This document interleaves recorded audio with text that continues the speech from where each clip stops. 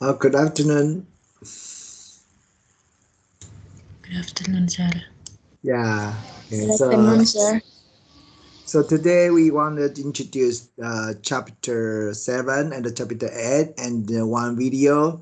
I guess we start earlier and because I have to go to the hospital to take the shot. Okay. Because our government asked all teachers to take 2 shots. Okay. So far, I just only 1 shot. So I have to go there. Okay. So if any questions, you can leave your any questions and let me know. I will respond. I will respond as soon as possible. Okay. All right. So there we see the chapter 7. So this one. Okay. So the last week we also introduced the chapter 6. The overviews of the prospective analysis, and next week our class focused mainly on the let me check on the valuation theory and the concept. Okay. I think before I introduced many kinds of methodologies about valuation, and here I think I use the slides to introduce that again. Yeah, and quickly we go through quickly to know that, and next we can know how we use that to do valuation. Okay. So the perspective. Okay, so the perspective analysis is very important. We know as our class mentioned by me, I seen the prospective analysis have to do that based on the business strategy analysis, accounting analysis, and financial ratio analysis. Yeah, right. Okay. So the chapter 7. So wait a moment. Okay.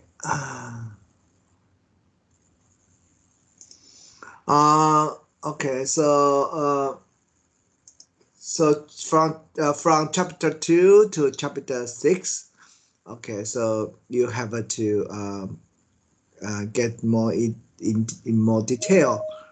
Okay. So let me check. I think. Sorry. Wait a moment.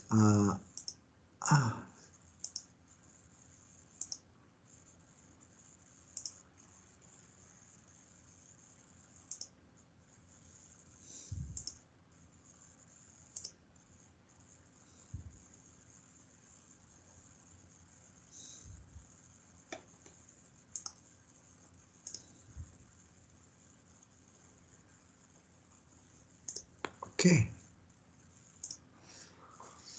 Okay, sorry. Okay, so the variation and theory and concepts in chapter 7. So we know the based on the chapter 2 to chapter 5, right? Okay, so we know the chapter 6 introduced the forecasting, right? And that is the first stage, prospective analysis. In this and the following chapter, chapter 7 and chapter 8, we describe the variation and that is the second and the final stage of the prospective analysis. Okay, so chapter 7 focuses on the variation theory and the concepts and the discussing how we have implications of variation. Okay, so valuation we know is the process, okay, converting a forecast into an estimate of value of a firm's assets or equity.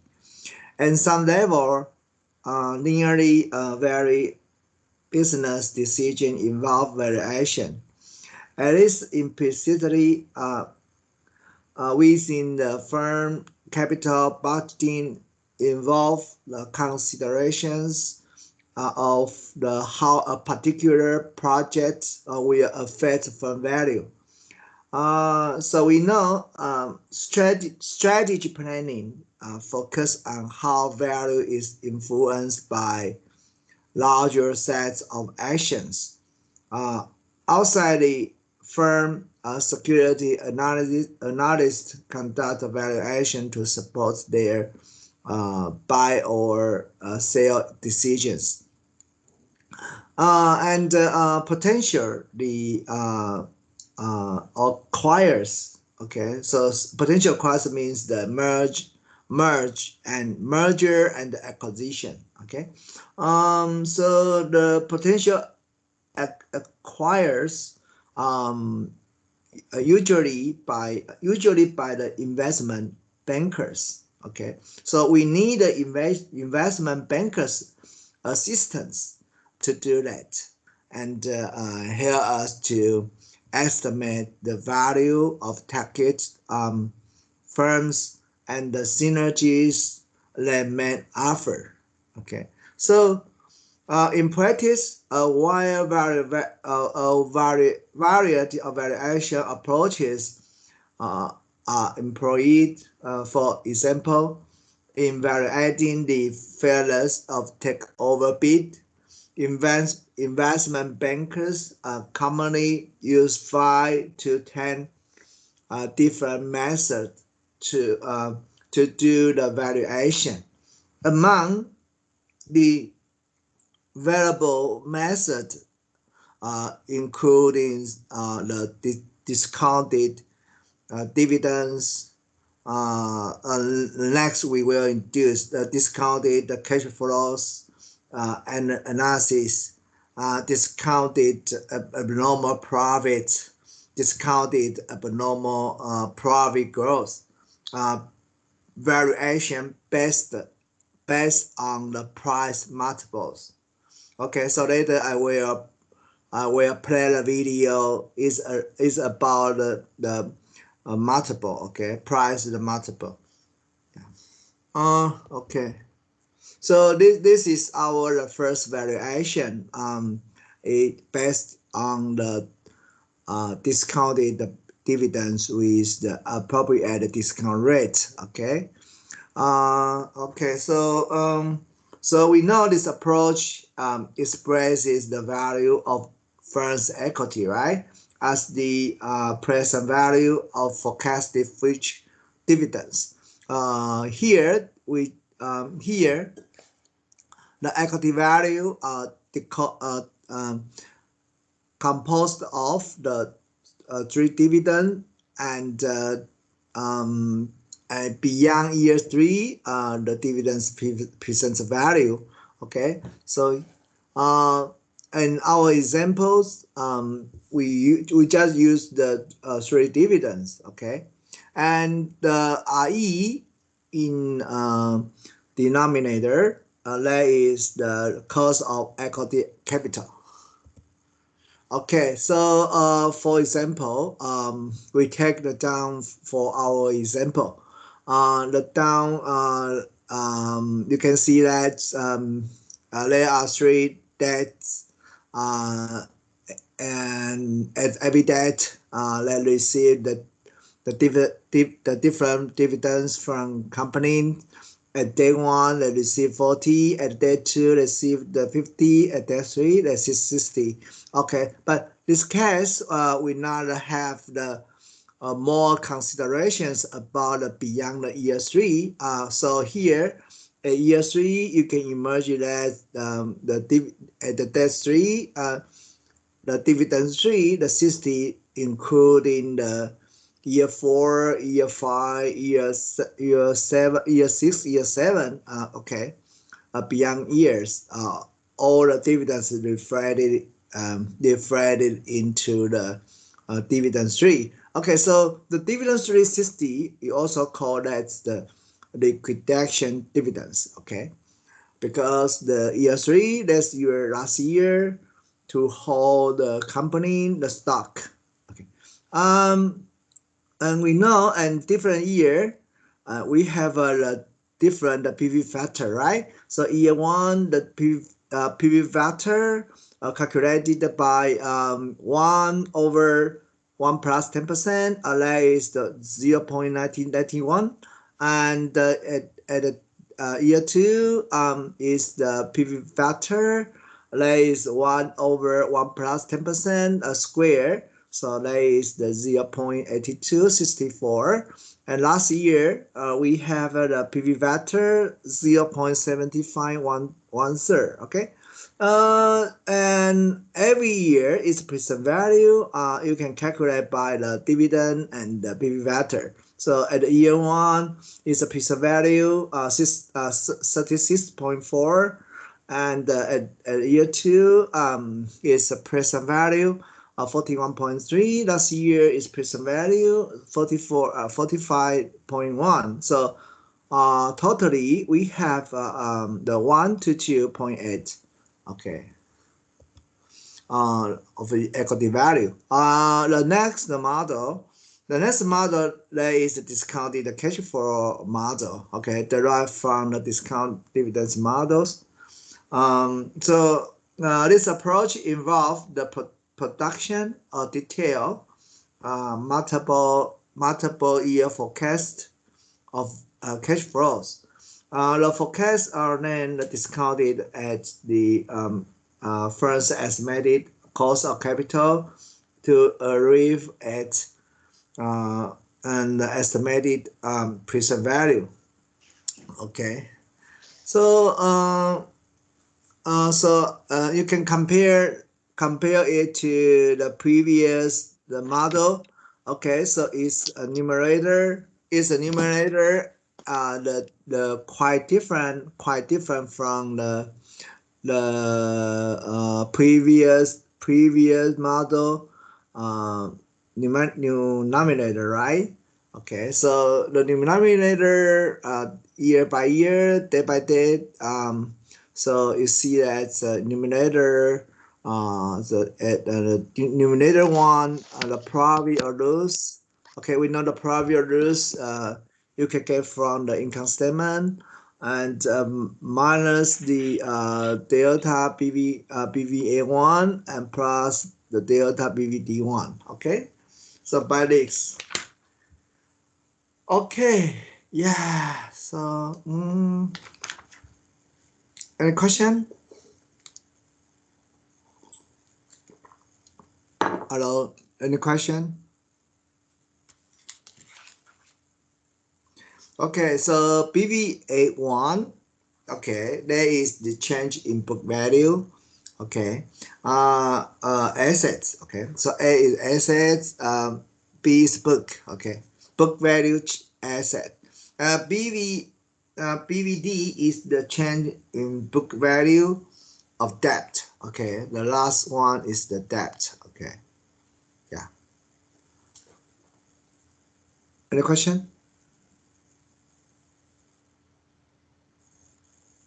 Hello, anybody here?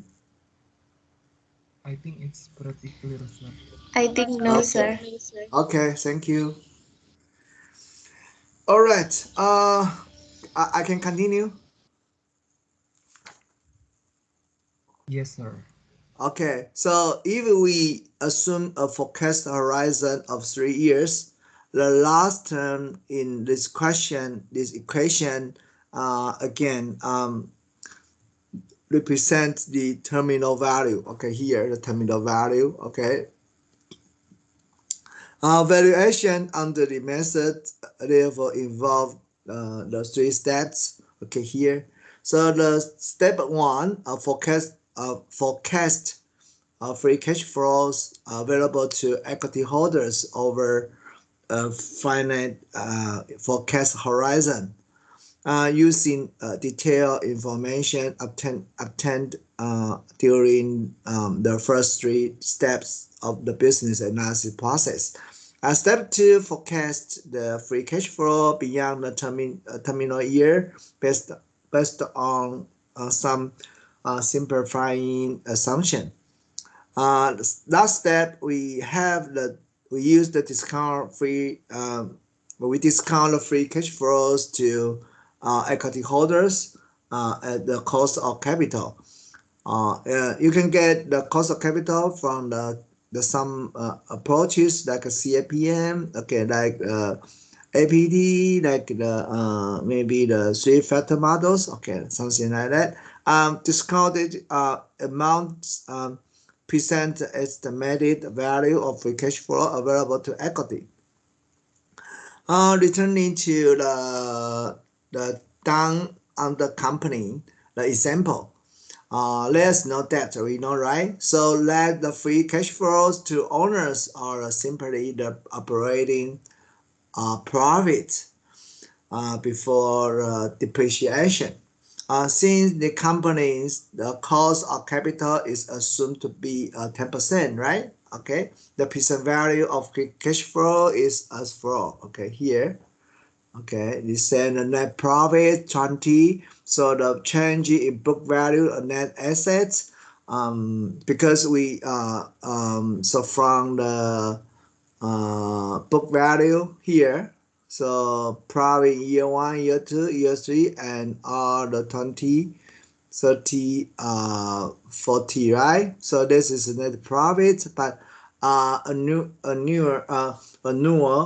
reduction in BVA from depreciation 20. So here, so we decompose it okay, into 3 years. Okay, so 60 composite into 3 years. Every year we have 20. Okay, so here the 20, 20, 20. So by formula here, okay, so profit minus the delta, the book value assets plus the delta book value of debt. Fortunately, we have know the debt, right? So here the 0, 0, 0. Okay, so by the formula, the 20 minus 20, so we have the 40. 30 minus 20, we have 50. 40 minus 20, we have 60. Okay, so free cash flow equity holders, we have at a different year is the 40, 50, 60. It's a corresponding PV factor 0.1991. Also the same with the previous one. Okay, so 0.9, 0.8, 0.7. Okay, so we combine the free cash flow with the PV factor, and we get the its present value. Okay, the last column. Okay, as you see that, so 60. 41, 45. Okay, so the total value we have the 122.8. Okay, the same with the previous the previous one. Okay, the provide. Okay, so the next is the discounted abnormal profits. What's abnormal profits? Definitely here we can see that the profit or loss the minus the cost of equity times the PV 0. Okay, so you can remember that those the different from the expected return. Okay, where is our expected return? So that is your cost, right? That is the company the cost of equity, and in the investor side, which we can call the expected return of investor.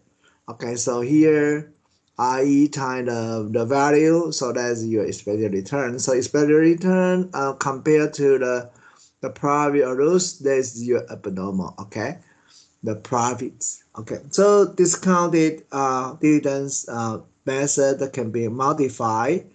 To year the following leadership relationship. Okay, so equity value decomposed into the book value equity plus the present value of future abnormal profit.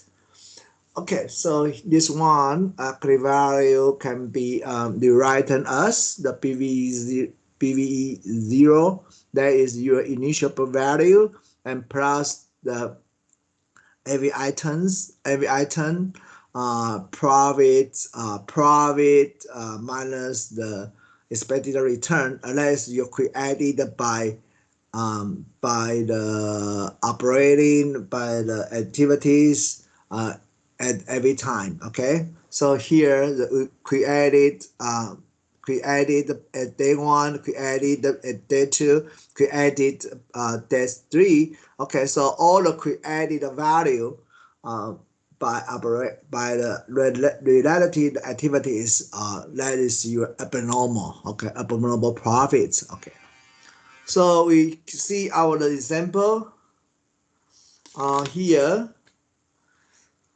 You can see that. Okay, the example, the 60, the book value the initial 60, and at year 1, at year 2 you have the 40, and year 3 20. Okay, so earnings here is 20, 30, 40. Okay, the same we send here 20, 30, 40. Okay, this is type error. Okay, and the capital charge. Okay, so we know the 10% time the your initial book value, so the 10% times 60, so your capital charge is 6, and the 10% times 40, your capital charge is 4. Your cost equity time the 20, so the capital charge to 2, and the abnormal we know by formula. So there is the 60 minus the, okay, so this one, so 20 minus the minus 6, so you have a 14. 30 minus 4, you have a 26. 40, you have the capital charge. So the value we let the 30, we create the 38. Okay, so also we use the PV vector as before, before two examples. So we have the cumulative the percent value of normal earnings, 62.38. Okay, and add back to the 60, so you have the total equity value 122.8. Okay, so accounting method and the discounting of normal profit. Okay, so so we know an analyst must recognize the impact different accounting methods on value estimates. Valuations are based on earning and book values. Accounting choice affect earnings and book values. Double entry the bookkeeping is by the nature self-correcting. The strategy and the accounting analysis are important steps to precede abnormal profit valuations. Okay, so abnormal profit growth is a newer change in abnormal profits. Okay, the change, okay, in abnormal profits. So the profit to minus respect return. This is a profit to the abnormal profits, and the profit one abnormal profits. The profit one or lose one minus expected return. So we use the abnormal profit at the year 2 minus the abnormal profit at year 1. So we call this is our profit growth. Okay, so add the a little bit arrangements. The last, you can see the last equation that can express as the delta profit or those two minus the cost of capital times the profit or those one minus dividend. Okay. All right. So the capital is capitalized the sum of the net profit or loss discounted abnormal profit or growth and beyond the net profit. Okay. So this one. Okay. So you see that the earnings the 20, 30, 40, and it's the dividend the earnings, the minus dividends, we know the 20, 20, 20. Okay, so okay, you compare to here dividends. We say that our dividend distributes the dividend. Okay, 4, 5, 6. Okay, so this one you have the earnings your 2, 3, 4. Okay, so 2 minus 4 minus 2. 3 minus 5, you have a minus 2, and 4 minus 6, you have a 2. Okay, so here earnings, different year earnings, the minus different years dividends, they have the negative 20, 20, 20. Okay, so the growth, we know there is the minus 2. Okay, by definition, so because minus 20 minus 20 minus 20 times the 10%, times the 10%, times the 10%. So here, so the D growth of the abnormal earnings. So we know the 20, the year 2. So this one. Okay, so we have the 20, 12,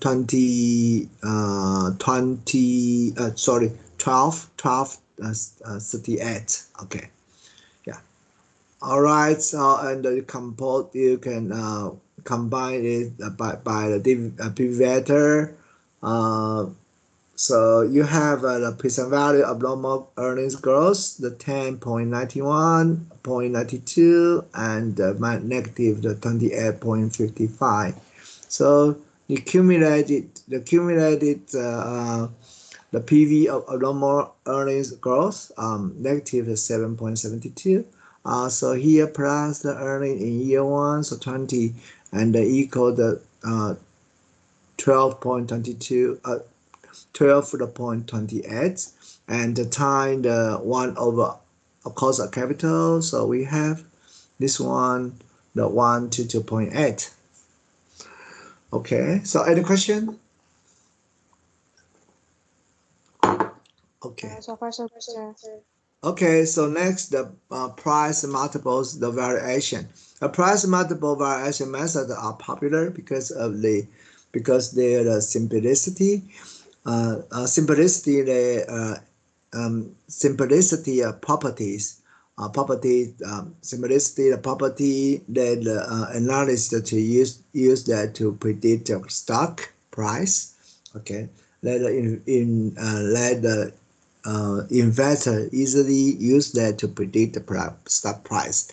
Okay, so how we proceed the price multiple valuation? There are 3 steps. The following. The first one, you should be selecting the best measure. And step 2, you have to calculate the price multiples for comparable firms. And last step, you have to apply comparable firm multiple to firm analyze. Okay, so select the comparable firms. It might be difficult to identify comparable firms even within the industry. Industry average might be used instead. Firms with a poor performance. Marginal profitability or earnings shocks must be considered.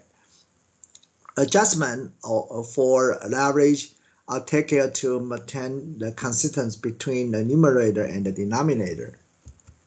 Okay, so here, determinants of value to book earnings the multiples. Value to book the ratio is driven largely by magnitude of future abnormal RE. A growth in book value. 1 minus RE, 1 minus cost of equity. RE2 minus RE, cost equity times the 1 plus the G1 equity. Okay, continually do that. Okay, so here, so that's your equity value to earning multiple. Okay, so we can arrange it again, and cause that we have the equity value to book multiple times the book value equity over profit or loss. Okay, this one is how we price the rules. Okay, so later we can watch the video, can let you get more understandings. The shortcut forms the earnings based on variation. Assumption be made to simplify abnormal profits and the equity value to book method. Abnormal profits are written log and autoregressive models. ROE and growth, ROE the mean reversion are other assumptions. Okay, so concluding, okay, no one method is superior to the others. Using the same the assumptions about the firm fundamentals should yield the same value estimates from either of the 4 methods used. The 4 methods differ in the following aspects: focus, earnings or cash flow, amount analysis or structure required, and terminal value implications. Okay, so the value of stock is present value of future dividends. The method we recalled from previous slides. We know that the discounted dividends, discounted cash flows, abnormal profits, normal profit growth model. So each of these methods focus the analysis attention on different issues and require a different level of structure to different develop forecast or underlying dividends. Okay, this is our introduction about chapter 7. So right now we can see the video. I think that you get your let your mind feel better. Okay, so because the okay, fine.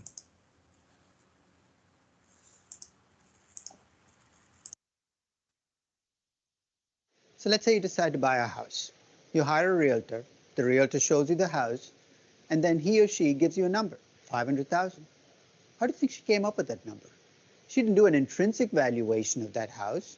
She basically came up with that number looking at other houses in the neighborhood that had sold in the recent past. That is the essence of relative valuation. In relative valuation, you value an asset based on how similar assets are priced. In contrast, in intrinsic valuation, you valued an asset based on its cash flows, growth, and risk. The two are obviously interconnected, but they're not always going to give you the same answers. Most analysts who do valuation do relative valuation, and many of them do it badly. In this session, I hope to take you through a 4-step process to make sure, if you use relative valuation, that in fact, you're dotting your I's and crossing your T's. So we've talked a lot about intrinsic valuation, right? And I don't blame you for thinking about intrinsic valuation as the only way to value a business. I like intrinsic valuation. But in this session, I want to introduce you to the technique that most people use to value businesses, which is relative valuation. What is relative valuation? Well, here are the basics. In relative valuation, you value an asset based not on its cash flows, growth, and risk, but based on what similar assets are priced out there.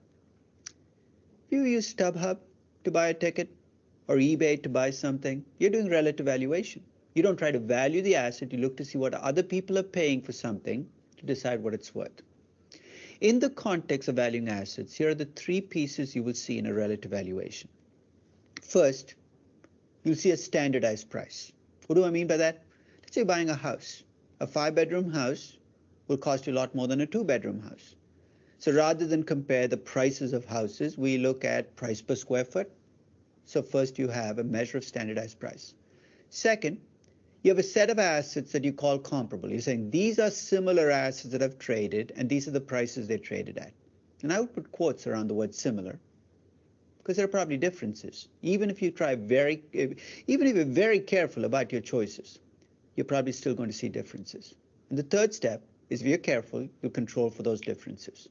So there's a standardized price, there are comparable assets, and there's some ways of controlling for differences across assets.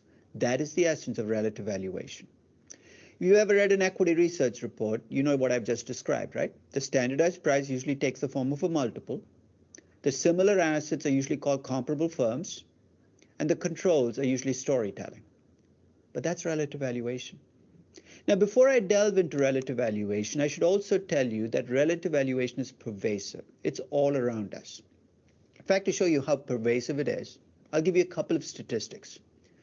About a decade ago, I collected about 550 equity research reports from around the globe, different investment banks, different equity research houses. I must confess, I didn't read most of them. I collected them because I wanted to categorize how equity research analysts approach valuation. Out of the 550 equity research reports, about 45 were discounted cash flow valuations, less than 10%. About 450 were relative valuations, multiple and comparables. The remaining 55 were kind of fuzzy. I couldn't quite categorize them. But among the ones I could categorize, 10 to 1, relative valuations outnumbered discounted cash flow valuations. I took a look at about 100 acquisition valuations, hoping or expecting things to be different in corporate finance. Out of the 100 acquisition valuations, I got a much more even split. About half were discounted cash flow valuations, half were relative valuations.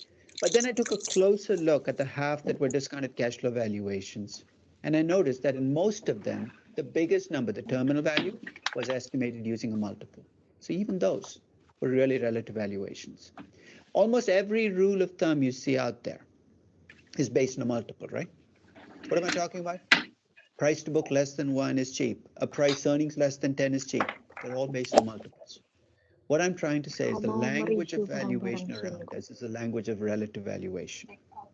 So when I first ran the statistic, I was a little puzzled by my finding. And here's why. When I teach my valuation class at NYU, I always end every class with a question. And this is after everybody's valued their companies using multiple approaches: discounted cash flow valuation, relative valuation, whatever other approaches they might use. So I asked them at the end of the class, after they've tried these approaches, if they had to pick an approach, which one they would pick as their preferred valuation approach. In the 25 years I've taught the class, I get pretty much the same answer. About 70% pick discounted cash flow valuation or intrinsic valuation, reflecting, I guess, my biases. About 20% pick relative valuation, and about 10% are not quite sure. So 7 to 2, when people leave my room, they say they're going to use discounted cash flow valuation. I haven't done a follow-up questionnaire, but if I did a follow-up question 5 years later and asked these people on their jobs, I don't know what jobs they're at, what approach do you use to value companies? I'll wager the numbers get switched. That 70% use relative valuation and maybe 20%, maybe, still use intrinsic valuation. So I started thinking about what it is about relative valuation that makes it so attractive to analysts. And I've come up with 3 possible answers, and feel free to add to this list. The first one came. Kok mati? Kenapa? Kok berhenti ngomong dia? Enggak terus. Gerak tapi enggak ngomong.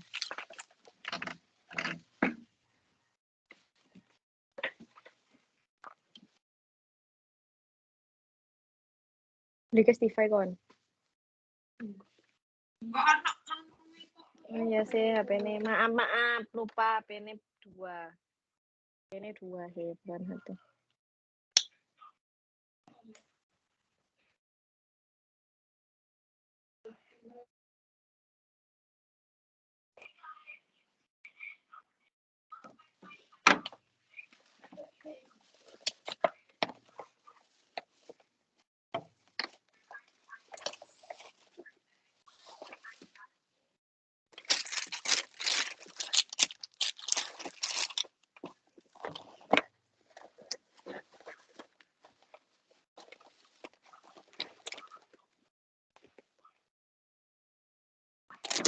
Dan aku mereview.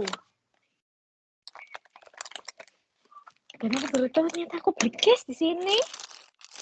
Mana itu? Kayak toko case. Saya tahu ya. Oh iya.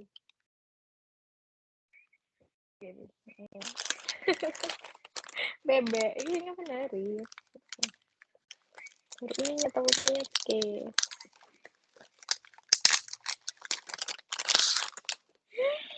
Kiot kan? Iya, mangkiot.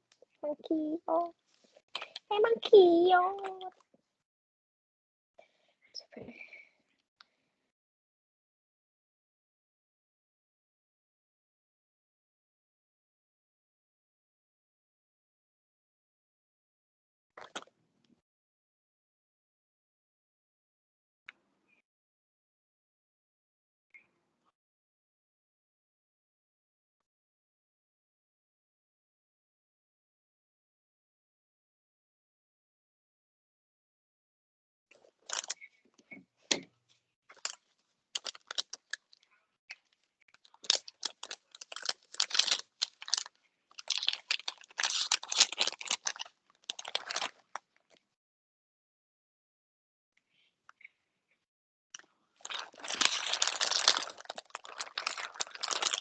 Apa lagi?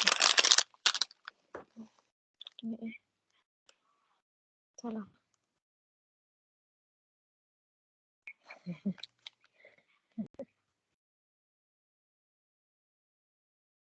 Ini apa pokoknya salah.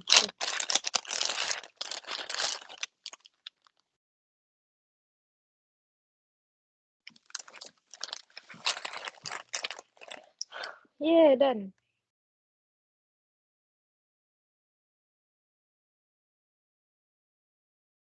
Dah.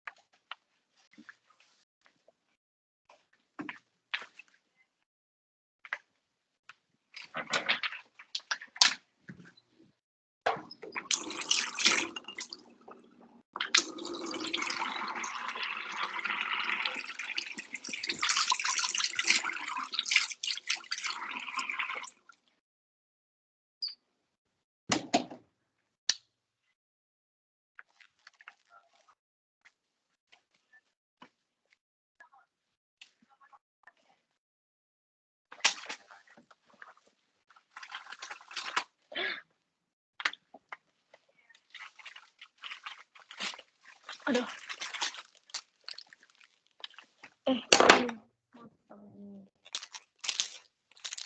Sol kan?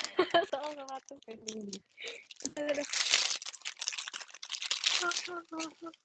Berapa matamu kaki gue nggak sampai senter kecil. Dulu. Ada di sini terus 2,5. Ya gunting.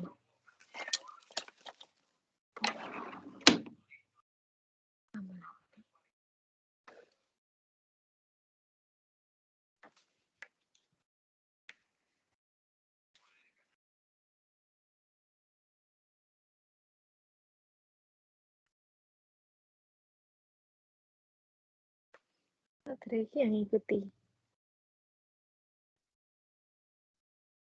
Tadi aku datang, tadi Koido datang nih, no. Apa yang membuat kamu kuat? Aku dijawab gala. Sing, kena nggak sih sing mayangnya di interview ambil Rumpi gitu loh. Terus tanya itu apa sih yang membuat kamu kuat? Gala. Kenapa gala? Aku tuh pengen jadi rich auntie. Itu sih gitu.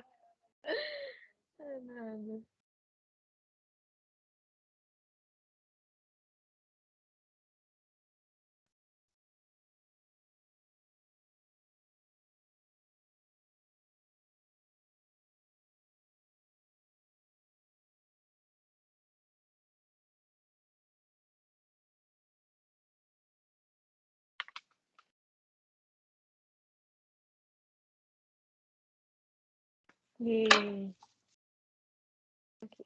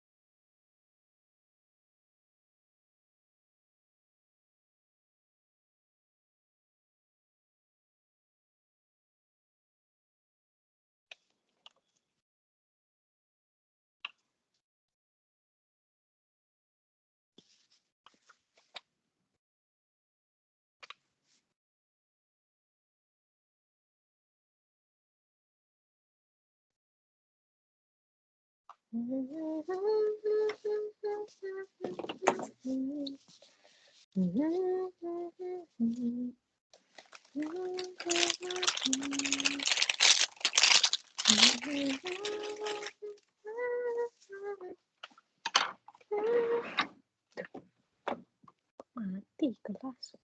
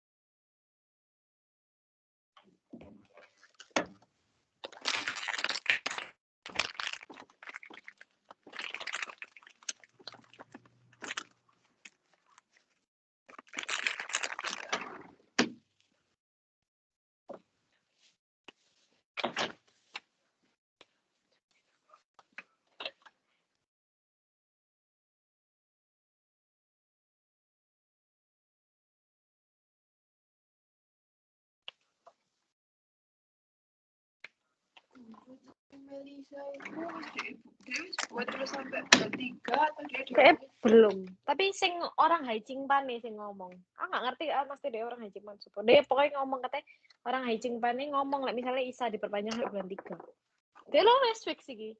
Dia fix nggak jadi balik kayak. Padahal dia beli tiket pesawat deh. Enggak, kayak harus dihangus udah nggak ngerti ya, aku nggak ngerti. Harusnya kayaknya dihangus. Nggak tahu.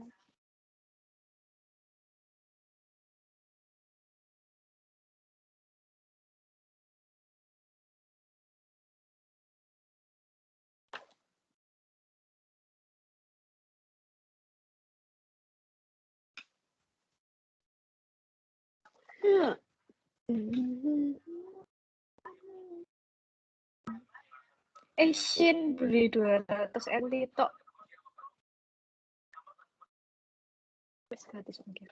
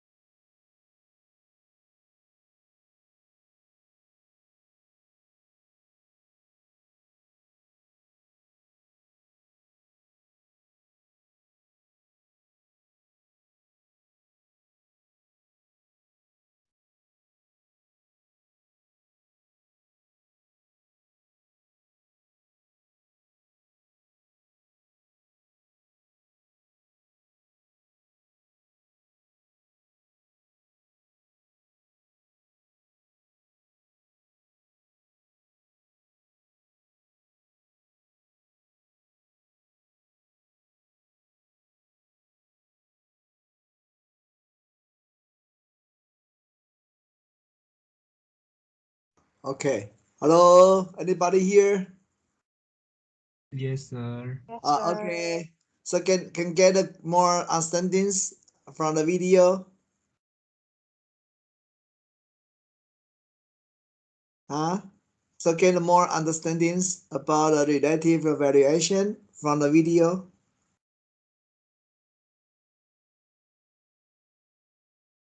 Huh? Nobody responds.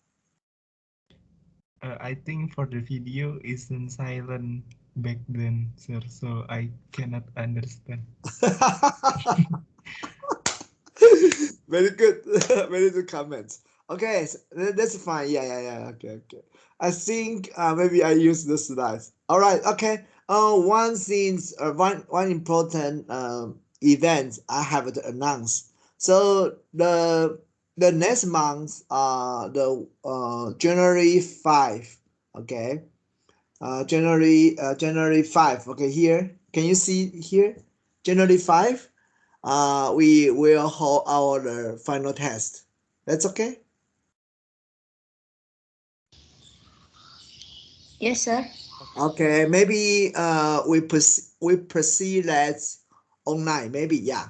Okay, if we proceed our final test online, as before, you have to deliver your answers before my deadline. That's okay? Yes, sir. Okay. Yeah. So any questions? No. Okay. So, but no worries about your grade. I think you can get the grade above the 90. I think, yeah. So if you have to deliver your midterm test and final test, and you have a attending performance, I believe you can get a grade in my class above the 90. Okay, that's okay. 90 is okay, or 95. It's okay, sir. 95, sir. Okay, 90 no is good, problem, sir. no problem. Okay, all right. I have to go hospital because my department asked me to take a shot. Okay, right now. Okay, so I have to go. If any question, you can let me know. Jinwei, are you here, Jinwei? I am here. Okay, any question? Say again. I have ask you have any question? No question, sir. Okay, Caroline, Caroline, right?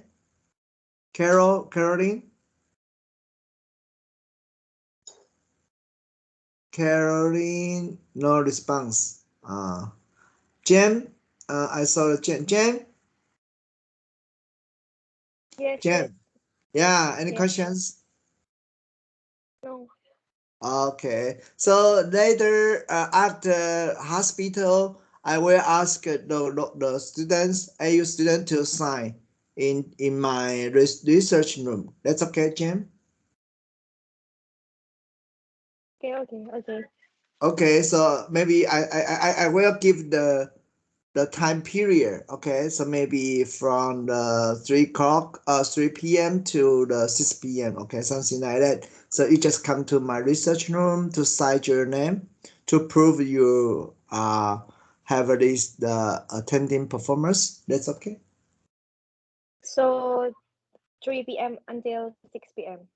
Yeah. So I will give the period. Okay, time period. Yeah. All right.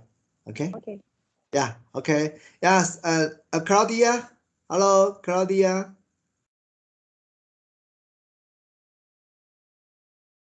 Hello, Claudia. Are you here? Okay. Okay, that's fine. Yeah. Okay. So today I want to stop it. I want to stop it. Stop it. The stop it the time. And right now, okay. I really have to go to the hospital. Okay. So see you next time. That's okay. Okay, Okay, thank you, sir. bro. It's okay, Okay. sir. Thank Thank you. you, Bye sir. bye. Bye bye. Thank you, Prof. Thank you, Bye, sir. sir. Bye.